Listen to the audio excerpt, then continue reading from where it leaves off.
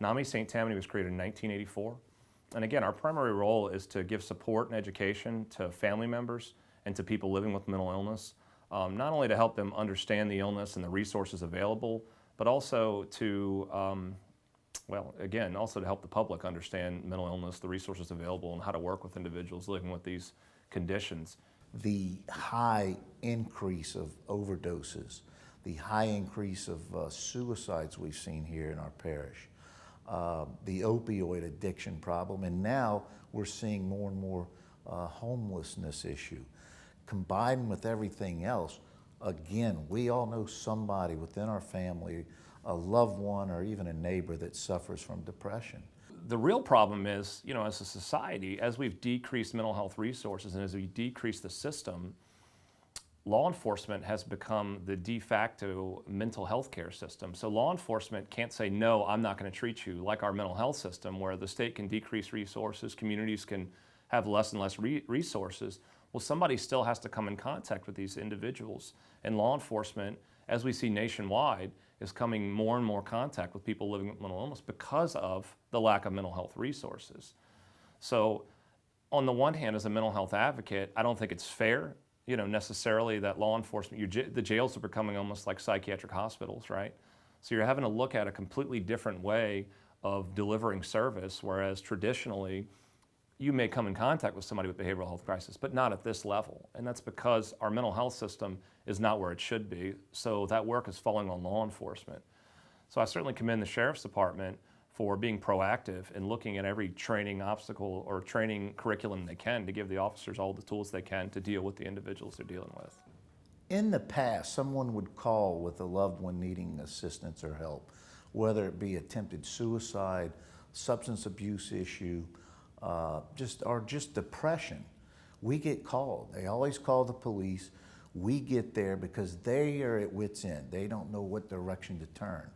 So when we get there, we're there to offer them the assistance, have the resources available to get them help, whether it be a facility, profit or nonprofit, whether it be a minor misdemeanor crime maybe that's been committed. We're there to assist them and get them either in diversion or get them into a facility that gets them help. Not just the old way. The old way was, hey, you're going the easy way or you're going the hard way, but you're going.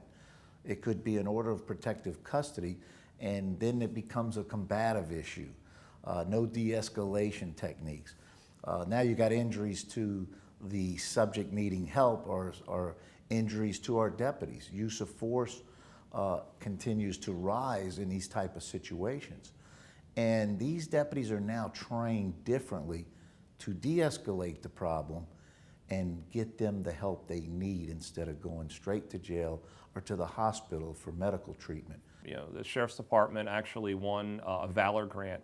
They're one of 4 agencies selected across the country to win a technical assistance grant that essentially will bring full CIT training here to where the Sheriff's Department will actually have their own trainers on staff.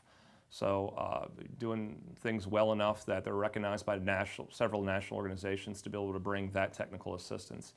I think that the whole criminal justice system has a lot to learn from the concept of crisis intervention, because what the studies have shown is that by exposing law enforcement to those training techniques, it's changed their perception about mental illness.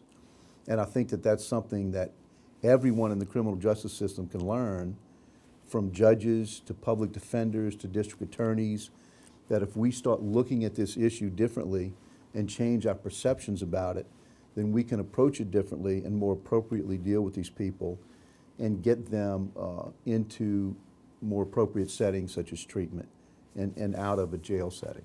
Look at our court systems. Our court systems have had to create specialty courts specific for individuals coming through the criminal justice system with mental illness. They're not doing that because the judges want to volunteer more of their time. They're doing that because there's such a large need, because the system has not caught up to where it needs to catch up to. So first responders and criminal justice are stepping in and taking the lead on that and doing what they have to do to make our community not only safer, but also treat the citizens and get them to the right place. As we've addressed the mental health issue in the criminal justice system, we've used something called the sequential intercept model.